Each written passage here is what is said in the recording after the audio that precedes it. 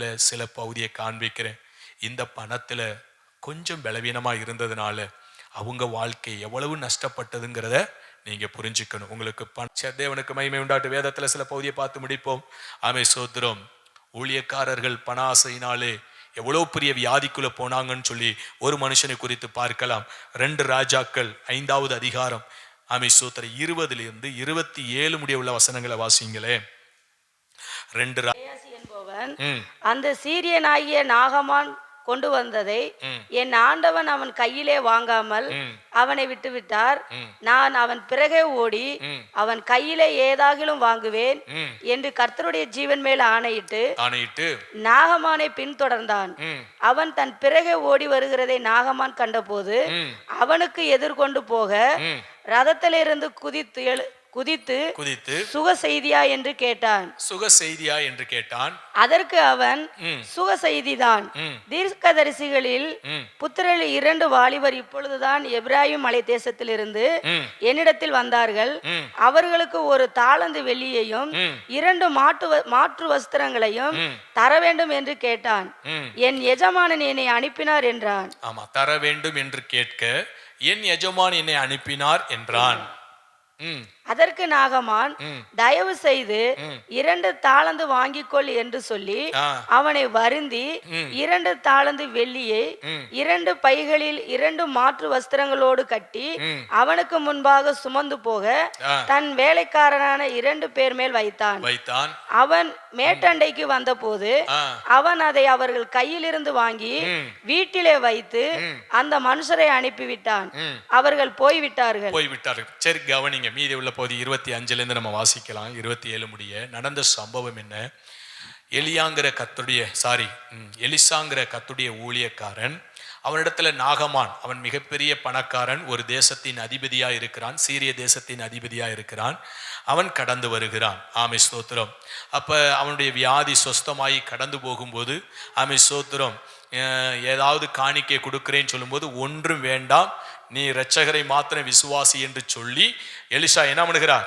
அந்த நாகமான் குஷ்டரோகியை ஆமே ஸ்தோத்திரம் சுகமாக்கப்பட்டவனாய் அனுப்பி வைக்கிறார்.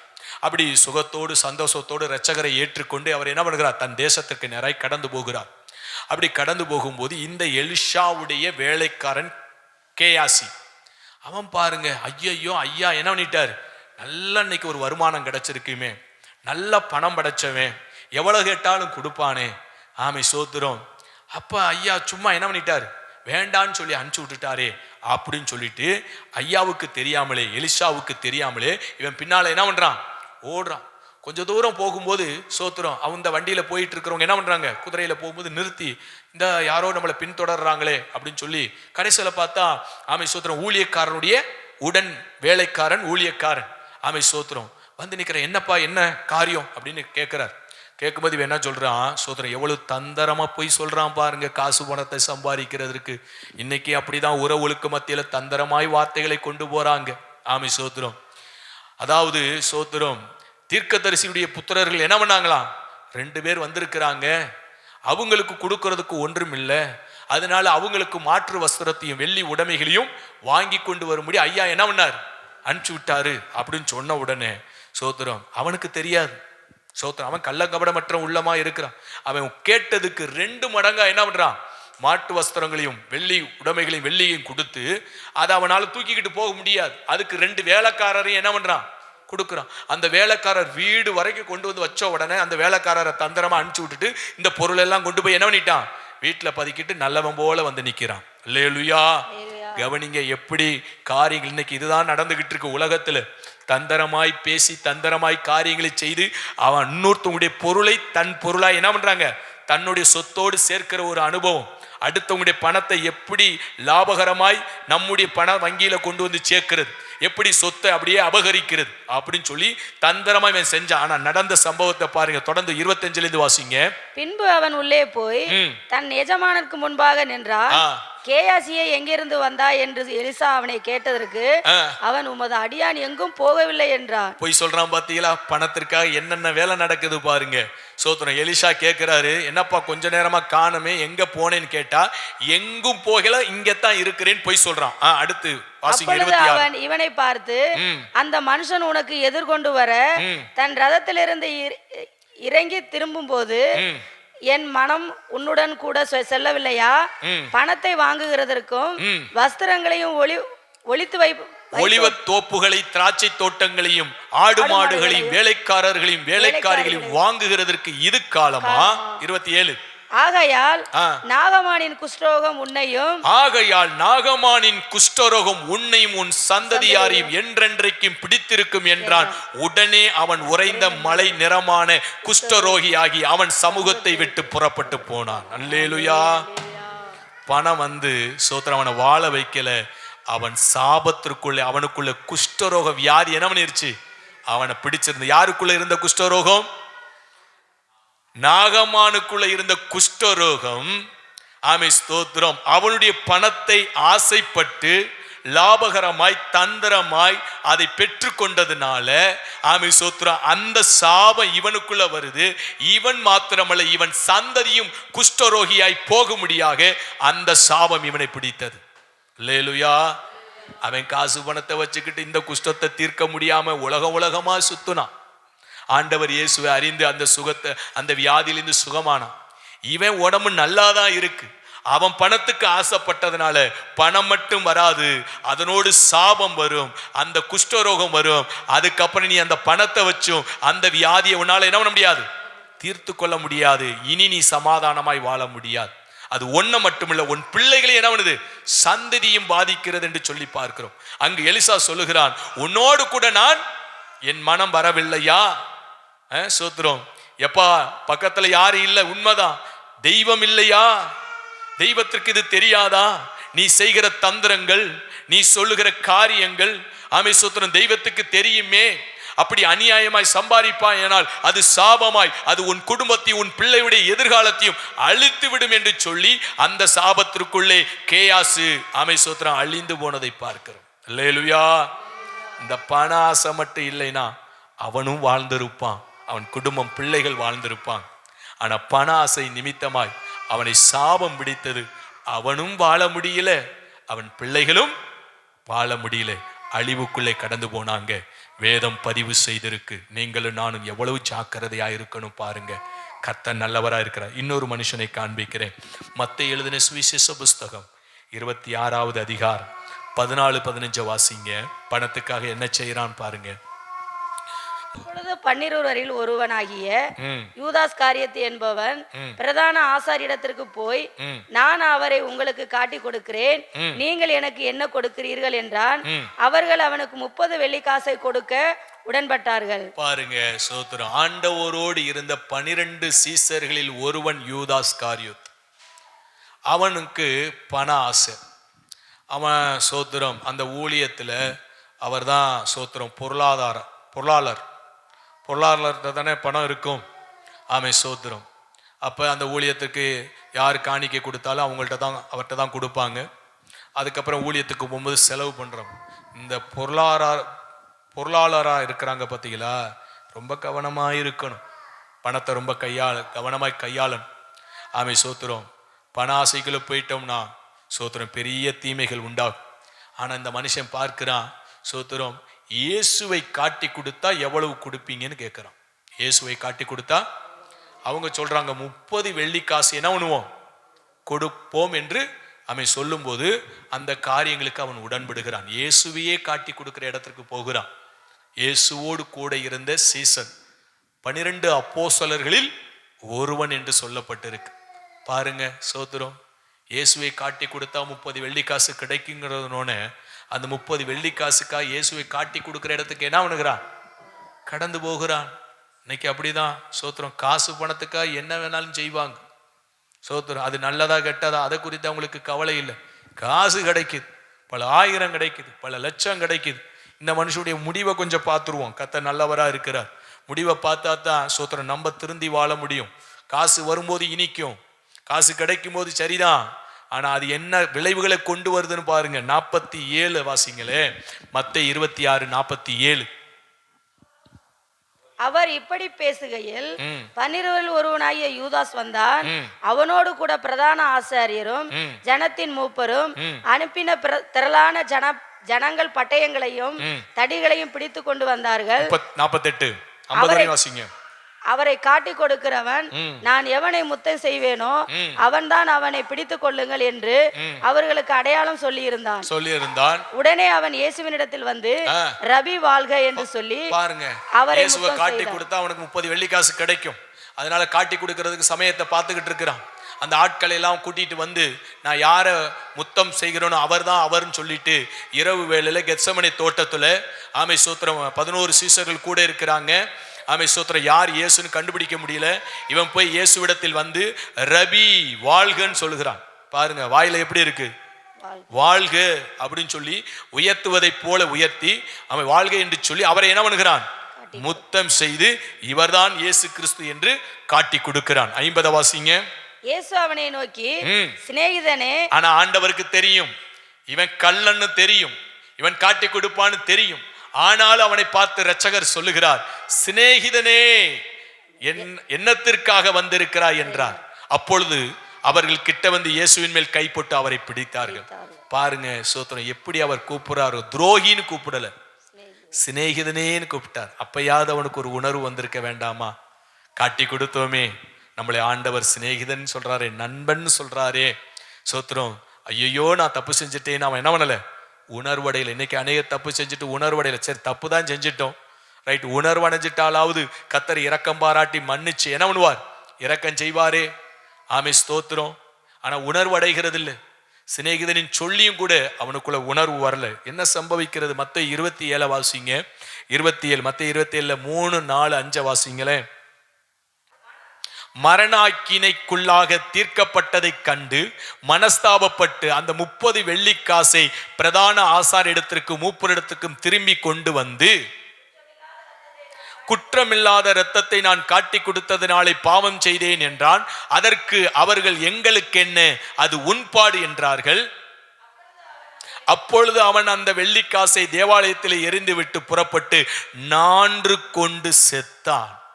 பார்த்தீங்களா, அந்த காசு பணவனை வாழ விடல, அவன் மனதுக்கு சமாதானத்தை கொண்டு வரல, அவன் மனதுக்கு அது நிம்மதியை கொண்டு வரல. ஐயோ நம்ம அவரை காட்டி கொடுத்து இந்த 30 வெள்ளிக்காசை வாங்கிட்டோமேன்னு சொல்லி திரும்பி கொடுக்குற இடத்துக்கு கடந்து போனாலும் அவங்க சொல்லிட்டாங்க, அது ஓம் பாடுறா சோத்திரம், நீ காட்டி கொடுத்துட்ட, நாங்க அவரை பிடிச்சி சிலுவையில அரைஞ்சிட்டோம். ஆமை சோத்திரம், இனி அது ஓம் பாடுன்னு சொன்னாங்க. அந்த பணத்தை அவன் சோத்திரம் என்ன பண்ண முடியல, வைத்து கொள்ள முடியல, தூக்கி ஆலயத்துல தேவாலயத்துல எரிஞ்சிட்டு வந்துட்டு ஆமை சோத்திரம் அவனுடைய மனசாட்சி அவனை குத்தி அவனை வாழ விடாமல் அவன் நான்று கொண்டு செத்தான் என்று சொல்லியிருக்கு. அல்லேலூயா. வாழ வேண்டியவன் செத்து போயிட்டாங்க. வாழ வேண்டியவன், கர்த்தருக்கு மகிமையாய் ஊழியம் செய்ய வேண்டியவன் செத்து போயிட்டான். அதுவும் எப்படி செத்தான், நான்று கொண்டு செத்தான். ஏன்? பண ஆசை. இந்த ஒரு பண ஆசை மாத்திரம் வரலைன்னா ஆமை சோத்திரம் இவன் வாழ்க்கை சோத்திரம் எவ்வளவு சாட்சியா இருந்திருக்கும், எவ்வளவு ஊழியங்கள் மகிமையா இருந்திருக்கும், இவர் மூலியமாய் ஒரு நிருபம் வந்திருக்கும், இன்னைக்கும் இவரை குறித்து நன்மையாய் மேன்மையாய் சொல்லி இருப்போம். ஆனா பண ஆசை அவருடைய வாழ்க்கையை அழித்து போட்டது என்று சொல்லி பார்க்கிறோம். இதை இன்னும் விவரித்து சோத்திரம் அப்போஸ்தலர் நடபடிகளில் சொல்லப்பட்டிருக்கு. அப்போஸ்தலர் நடபடிகள் 1வது அதிகாரம் 16 17 18 பாருங்க. இங்க நான்று கொண்டு செத்தான் சொல்லப்பட்டிருக்கு. ஆனா அங்கு எப்படி விவரிச்சு சொல்லியிருக்கு, எப்படி அவனுக்கு மரணம் வந்திருக்கு பாருங்க. 1 அப்போஸ்தலர் நடபடிகள் 1 16 17 18. அவன் எங்களில் ஒருவனாய் எண்ணப்பட்டு இந்த ஊழியத்திலே பங்கு பெற்றவனாய் இருந்தான். அநீதத்தின் கூலியினால் அவன் ஒரு நிலத்தை சம்பாதித்து தலைகீழாய் விழுந்தான். அவன் வயிறு வெடித்து குடல்கள் எல்லாம் சரிந்து போயிற்று. இப்படிதான் செத்திருக்கிறான். அந்த அநியாயத்தினால ஒரு நிலத்தை வாங்கி அந்த பணத்தினால கடைசியில தலைகீழாய் விழுந்து திடீர் விபத்து, திடீர் மரணங்கள். ஆமை சோத்திரம். இந்த மரணங்கள் பார்த்தா சோத்திரம் சில மரணங்கள் பயங்கரமா இருக்கும். அந்த மரணத்துக்கு பேர் என்ன சொல்லுவாங்க? அகால மரணம் சொல்லுவாங்களா? அகோர மரணம். சில மரணங்கள் அகோர மரணமா இருக்கும். ஆமை சோத்திரம். விபத்துல, சோத்திரம், பயங்கரமான காரியங்கள்ல மரிச்சு போயிடுவாங்க. பாருங்க, இங்க இந்த மனுஷன் தலைகீழாய் விழுந்தான். எப்படி விழுந்தான்னு தெரியல, விழுந்தான். விழுந்ததுனால அவனுடைய வயிறு வெடிச்சிருச்சா, குடலெல்லாம் சரிந்து போயிற்று, மரித்து போனான். ஆமை சோத்திரம். வாழ வேண்டிய மனிதன் அவன் மரித்து போக காரணம் பண ஆசை. சோத்திரம். பணம் நம்மளை வாழ விடாது. சில பேர் உலகத்துல சொல்லுவாங்க, பணம் பாதாளம் வரைக்கும், பாதாளத்துக்கு தான் கொண்டு போகும், ஒரு நாள் பரலோகத்துக்கு கொண்டு போகாது. அல்லேலூயா. பணம் சொர்க்க பாக்கியத்துக்கு கொண்டு போகாது. உலக மனிதர்கள் அழகாய் சரியா தான் சொல்லி இருக்கிறாங்க, பணம் பாதாளத்துக்குத்தான் போகும், ஒரு நாள் பரலோகத்திற்கு. அதை நன்மையா எடுத்துக்கிறாங்க. பணம் பாதாளம் வரைக்கும் பாயும். தெளிவா படிங்க, பணம் பாதாளத்துக்குத்தான் கொண்டு போகும், பரலோகத்துக்கு கொண்டு போகாது. இங்க ஒரு மனுஷன், வாழ வேண்டிய மனுஷன், நல்ல ஊழியம் செய்ய வேண்டிய ஒரு மனுஷன், நல்ல ஒரு அப்போஸ்தலன், பண ஆசை நிமித்தமாய் அழிந்து போனதை பார்க்கிறோம். ஊழியர்கள் கவனிக்கணும், கர்த்தருடைய பிள்ளைகள் கவனிக்கணும். பண ஆசையினாலே நாம் அழிவுக்கு நேராய் போயிடக்கூடாது. இன்னொரு மனுஷனை சுட்டி காண்பித்து நான் முடிக்க விரும்புகிறேன். கர்த்தர் நல்லவர். சோத்திரம். அப்போஸ்தலர் நடவடிக்கைகள் 5வது அதிகாரம் 1-11 முடியுள்ள வசனங்களை வாசிக்க கேட்போம். அனனியா என்னும் பேருள்ள ஒருவனும் அவனுடைய மனைவியாகிய சப்பிராலும் தங்கள் காணியாட்சியை விற்றார்கள். தன் மனைவி அறிய அவன் கிரயத்திலே ஒரு பங்கை வஞ்சித்து வைத்து ஒரு பங்கை கொண்டு வந்து அப்போஸ்தலருடைய பாதத்திலே வைத்தான். பேதுரு அவனை நோக்கி, அனனியாவே, நிலத்தின் கிரயத்தில் ஒரு பங்கை வஞ்சித்து வைத்து பரிசுத்த ஆவினிடத்தில் பொய் சொல்லும்படி சாத்தான் உன் இருதயத்தை நிரப்பினதென்ன? அதை விற்கும் முன்னே அது உன்னுடையதாய் இருக்கவில்லையோ? அதை விற்ற பின்பும் அதன் கிரயம் உன் வசத்தில் இருக்கவில்லையோ? நீ உன் இருதயத்திலே இப்படிப்பட்ட எண்ணம் கொண்டதென்ன?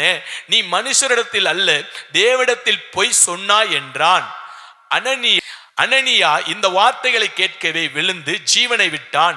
இவைகளை கேள்விப்பட்ட யாவருக்கும் மிகுந்த பயம் உண்டாயிற்று. வாலிபர் எழுந்து அவனை சேலையில் சுற்றி வெளியே எடுத்து கொண்டு போய் அடக்கம் பண்ணினார்கள். ஏறக்குறைய 3 மணி நேரத்திற்கு பின்பு அவனுடைய மனைவி நடந்ததை அறியாமல் உள்ளே வந்தாள். பேதுரு அவளை நோக்கி, நிலத்தை இவ்வளவுக்குத்தானா விற்றீர்கள்? எனக்கு சொல் என்றான். அவள் ஆம், இவ்வளவுக்குத்தான் என்றாள். பேதுரு அவளை நோக்கி, கர்த்தருடைய ஆவியை சோதிக்கிறதற்கு நீங்கள் ஒருமனப்பட்டதென்ன? இதோ உன் புருஷனை அடக்கம் பண்ணினவர்களுடைய கால்கள் வாசற்படியிலே வந்திருக்கிறது, உன்னையும் வெளியே கொண்டு போவார்கள் என்றான். உடனே அவள் அவனுடைய பாதத்தில் விழுந்து ஜீவனை விட்டாள். வாலிபர் உள்ளே வந்து அவள் மரித்து போனதை கண்டு அவளை வெளியே எடுத்து கொண்டு போய் அவளுடைய புருஷனண்டையிலே அடக்கம் பண்ணினார்கள். சபையார் எல்லாரும் இவைகளை கேள்விப்பட்ட மற்ற யாவருக்கும் மிகுந்த பயம் உண்டாயிற்று. அல்லேலூயா. இங்க ஒரு சம்பவம் நடக்கிறது. கணவன் மனைவி அனனியா சப்பிராள், இவங்க சோத்திர ஒரு வீடை விற்கிறாங்க, அவங்களுடைய நிலத்தை விற்கிறாங்க, அவங்களுடைய சொத்தை விற்கிறாங்க. வித்து அதை வஞ்சிக்கிறாங்க. அப்படின்னா சோத்திரம், அவங்க என்ன சொல்றாங்க, நாங்க எல்லாத்தையும் விற்று கர்த்தருடைய பாதத்துல வைக்கிறோம் அப்படின்னு நாவால சொல்லிட்டு அதுல என்ன பண்றாங்க, ஒரு பகுதியை வஞ்சித்து தங்களுக்காக, தங்களுடைய குடும்பத்திற்காக, தம்முடைய எதிர்காலத்திற்காக வஞ்சித்து வைத்து கொண்டு அவங்க என்ன பண்றாங்க, மீதியை கொண்டு வந்து அப்போஸ்தலருடைய பாதத்துல வைக்கும் போது விற்றது இவ்வளவுதான் அப்படின்னு சொல்றாங்க. விற்றதே சோத்திரம். ஒருவேளை சோத்திரம் மனிதர்களுக்கு தெரியாம இருக்கலாம், இவ்வளவுக்குத்தான் விற்றாங்களா? ஆமை ஸ்தோத்திரம். இவ்வளவு லட்சங்கள் தானா, இவ்வளவு ஆயிரங்கள் தானா? சோத்திரம். ஆனா தெய்வத்துக்கு தெரியுமே, தெய்வத்திட்ட பொய் சொல்ல முடியாதே. இவங்க அழகா பொய் சொல்றாங்க, விற்றது இவ்வளவுதான், ஆனா பல லட்சத்துக்கு வித்திருக்கிறாங்க. கணக்கு காமிக்கும் போது எப்படி கணக்கு காமிக்கிறாங்க, இவ்வளவுதான் அப்படின்னு கணக்கு காமிக்கிறாங்க. பேதுரு சொன்னாரு, சோத்திரம், சாத்தான் உன் இருதயத்தை ஏவினது என்ன? சாத்தான் உன் இருதயத்தை, பரிசுத்த ஆவிக்கு விரோதமாய் பொய் சொல்றியே, தெய்வத்துக்கு விரோதமாய் பொய் சொல்றியன்னு சொன்ன மாத்திரத்திலே முதலாவது உங்க புருஷன் செத்தான். முதல்ல யார் செத்தது? புருஷன். இது அறியாம சோத்திர அவ மனைவி வரா, அவர்கிட்டையும் அவள்கிட்டையும் அந்த காரியத்தை, புருஷனும் மனைவி எவ்வளவு ஒருமனப்படுறாங்க பாருங்க. சோத்திரம். காசு பணத்துக்காக பொய் பேசுறதுல, வஞ்சித்து ஏமாத்துறதுல அழகாய் பொய்ய சொல்றாங்க. முதல்ல புருஷன் செத்தான், அடுத்து மனைவி.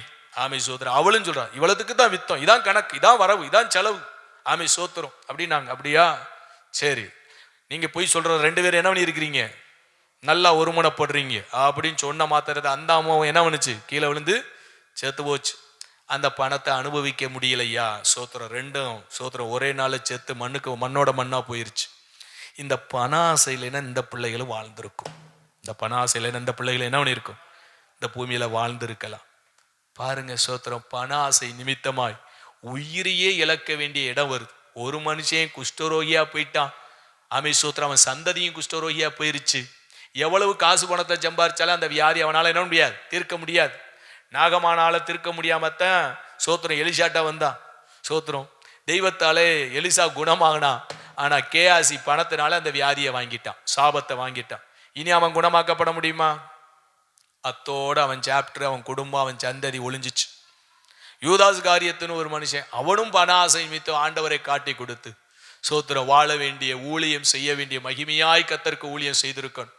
பாருங்க, நான்று கொண்டு செத்தான், தலைகீழாய் விழுந்து, வயிறு வெடித்து, குடல் சரிந்து, இப்படி அகோர மரணம். 3வதாய் பார்த்தோம், அனனியா சப்பீராள், கணவன் மனைவி பொய் சொன்னாங்க பண விஷயத்துல. இவ்வளவுதான் காசு, இவ்வளவுதான் சொத்து, சோத்திரம், இவ்வளவுக்கு தான் வித்தோம். அல்லது தெய்வம் பார்க்கிறார். சோத்திரம், தெய்வத்துக்கு முன்னால போய் சொன்னாயே என்று சொன்னபோது ஆமை சோத்திரம், 1வது புருஷன் செத்து, 2வது மனைவி செத்து, அந்த பணங்களை அந்த சொத்துக்களை சோத்திரம் அனுபவிக்க முடியாமல் போனது. அல்லேலூயா. இதையெல்லாம் தெய்வம் எழுதி வைத்திருக்கிறாரே, திருஷ்டாந்தமா எழுதி வைத்திருக்கிறார். சோத்திரம், இன்னைக்கு அநேக கிறிஸ்தவர்கள் குடும்பங்கள் காசுக்காக பணத்துக்காக பொய்யும் பித்தலாட்டமும் சோத்திரம் நிறைந்து வாழ்ந்து கொண்டு இருக்கிறான். இன்னைக்கு சோத்திரம் ஊழியங்களிலும் சரி, ஊழியர்களும் சரி, பணத்தை மையமா வச்சு காரியங்களை செய்யறாங்க. அவ்வளவு தந்திரமாய் பேசுறாங்க, தந்திரமாய் காரியம் செய்யறாங்க, பொய் பேசுறாங்க. சோத்திரம், காரணம் என்ன தெரியுமா? பணம். சோத்திரம், அந்த பணத்துக்காக இந்த வேலைகளை செய்யறாங்க. பணத்துக்காய் வேலை செய்தவங்க வாழல, சாபத்திற்குள்ள போனாங்க, வாழ முடியல, அகோரமாய் மாண்டு மடிந்தார்கள் என்று வேதம் சொல்லுகிறது. இது நமக்கு திருஷ்டாந்தகமாய் எழுதி கொடுக்கப்பட்டிருக்கிறதுனால பணம் இந்த பூமியில வாழ தேவைதான், நான் இல்லைன்னு சொல்லல. நேர்மையான முறையில சம்பாதிங்க. நமக்கு கையும் காலும் கர்த்தர் கொடுத்திருக்கிறார். எங்களுக்கு முழு நேர ஊழியத்தை கொடுத்திருக்கிறனால ஊழியத்துல வந்திருக்கிறோம். ஊழியம் செய்கிறவர்கள் அவங்களுக்கு ஊழியத்தினாலே பிழைப்பு உண்டாகும் என்று கர்த்தர் சொல்லி இருக்கிறார். அந்த பிழைப்புக்குள்ள நாங்க போய் கொண்டு இருக்கிறோம். தேவனுக்கு மகிமை உண்டாகட்டும், கர்த்தருக்கு ஸ்தோத்திரம். விசுவாசிகளுக்கு அவங்க பகுதி நேரமாய் ஊழியம் செய்கிறாங்க. ஆமை சோத்திரம், வேலை செய்கிறாங்க, அதுல சம்பாதிக்கிறாங்க, குடும்பத்தை நடத்துறாங்க, பிள்ளைகளை நடத்துறாங்க. சோத்திரம், இன்னொரு பகுதி சுவிசேஷ ஊழியங்களை அவங்க என்ன பண்றாங்க, நிறைவேற்றுறாங்க. விசுவாசிகள் அத்தனை பேரும் பகுதி நேர ஊழியக்காரர்கள். அவர்கள் வேலை செய்து கொண்டே கர்த்தருடைய ஊழியத்தை என்ன பண்ணணும், நிறைவேற்று. ஆமை சோத்திரம், முழு நேரம் ஊழியம் செய்கிறவங்க ஆமை சோத்திரம், அவங்க முழு நேரமாய் கர்த்தருக்கென்று ஊழியங்களை என்ன பண்றாங்க, நிறைவேற்றுகிறார்கள். அதனால சோத்திரம், அநியாயமாய் சம்பாதிச்சிடக்கூடாது. அது நமக்கு ஆசீர்வாதம் இல்லை. ரொம்ப காலம் வாழ வேண்டியது வாழ முடியாமல் சீக்கிரமே மண்டையை போட்டுருவோம். அதனால அப்படிப்பட்ட இடத்துக்கு நேரம் என்ன பண்ணிடக்கூடாது. கர்த்தருடைய பிள்ளைகள் நீங்களும் நானும் போயிடக்கூடாது. உலகத்துல நிறைய இடங்கள்ல பார்க்கிறேன், உலக மக்களுக்கு இந்த சத்தியம் தெரியாது. கேட்டாலாவது அவங்க திருந்தி வாழ்வாங்க. அவங்களுக்கு அப்படி கிடையாது. சோத்திரம், அவங்களுக்கு பணாசையில போய் ஏன் செத்தான்னு தெரியாது, ஏன் நோய் வந்துச்சுன்னு தெரியாது, ஏன்டா அந்த வழக்கில் இவ்வளவு லட்சங்கள் போகுதுன்னு தெரியாது, ஏன் ஆமை சோத்திரம் திருடு போனுச்சு தெரியாது. சோத்திரம், இப்படி கொள்ளை அடிச்சமே, இப்படி ஏமாத்தனமே, இப்படி அநியாயமாய் சம்பாதிச்சமே சோத்திரம், அதனால தானே சோத்திரம் வாழ முடியாமல் சீக்கிரமாய் மாண்டு போன அப்படின்னு எதுவுமே தெரியாது. இப்ப நமக்கு அப்படி இல்லை, இதெல்லாம் எழுதி வச்சிருக்கிறாரே, திருஷ்டாந்தமாய் எழுதி வைத்திருக்கிறாரே, இப்படி ஒரு பிரசங்கத்தை நமக்கு முன்னால கொண்டு வருகிறாரே. நம்ம எவ்வளவாய் உண்மையா இருக்கணும்.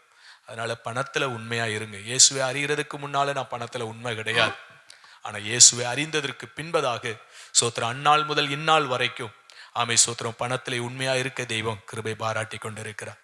எந்த மனுஷிடத்திலும் எதிர்பார்க்காதபடிக்கு, பணத்திற்காக ஒரு காரியத்தை செய்யாதபடிக்கு தெய்வத்தை மாத்திரம் நம்பி வாழ கர்த்தர் இரக்கம் செய்திருக்கிறார். அல்லேலூயா. ஆமை சோத்திரம், கர்த்தருடைய நல்ல நாமம் மகிமைப்படட்டும். இப்படிப்பட்ட சோத்திரம் காரியத்திலே நம்ம கவனம் செலுத்துவோம். ஆமை சோத்திரம், பொருளாசை வந்துடக்கூடாது, பண ஆசை வந்துடக்கூடாது, அநியாயம் வந்துடக்கூடாது, யாரையும் ஏமாத்திடக்கூடாது, எந்த தந்திரங்கள் வந்துடக்கூடாது, பொய் பேசிடக்கூடாது, காசு பணத்திற்காய் நம்முடைய வாழ்க்கை, குடும்பம், எதிர்கால சந்ததியை அழிச்சிடக்கூடாது. சாபம் வந்துடக்கூடாது, சீக்கிரத்துல மாண்டு போயிடக்கூடாது.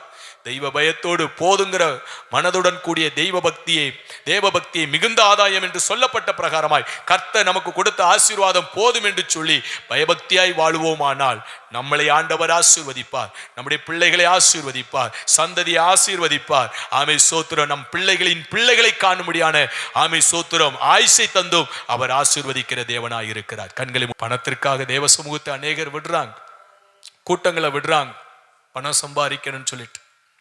ஆண்டவரை இறந்ததற்கு பின்பதாக இரட்சகரிடத்துல வந்து சேரணுமே, காசு பணம் என்னைக்கு வேணாலும் சம்பாதிச்சிடலாம். ஆமை கூட்டங்களை நம்ம தவற விடுவோமானால் ஆமை சோத்திரம் நம்முடைய வாழ்க்கையில என்ன செய்ய முடியும்? அன்பு தெய்வமே ஸ்தோத்திரம் அப்பா, கிருபை பாராட்டுங்க. அதனால சோத்திரம் பணத்திற்காக ஆண்டவரே, பணம் சம்பாதிப்பதற்காக ஆண்டவரை கூட்டங்களை தவிர்க்கிறதும் கன்வென்ஷனை தவிர்க்கிறதும் அதுவும் பண ஆசையா இருக்கிறது. அப்படிப்பட்ட காரியங்களில் சிக்கிக்கொள்ளாதபடி காத்துக்கொள்ள கர்த்தர் கிருபை செய்யுங்க. நீங்க வரும்போது மறுரூபமாகணுமே, செத்தா பரலோகம் வந்து சேரணுமே, இந்த பூமியில சமாதானமாய் வாழணுமே, பண ஆசை இல்லாமல் வாழ அடிமை மனைவி பிள்ளைகளுக்கும் சபை மக்கள் யாவருக்கும் கர்த்தர் கிருபை தந்து நடத்தும்படியாய் ஜெபிக்கிறோம். இயேசு கிறிஸ்துவின் மூலம் எடுக்கிறோம் நல்ல பிதாவே, ஆமீன். அல்லேலூயா. கர்த்தர் ஸ்தோத்திரம்.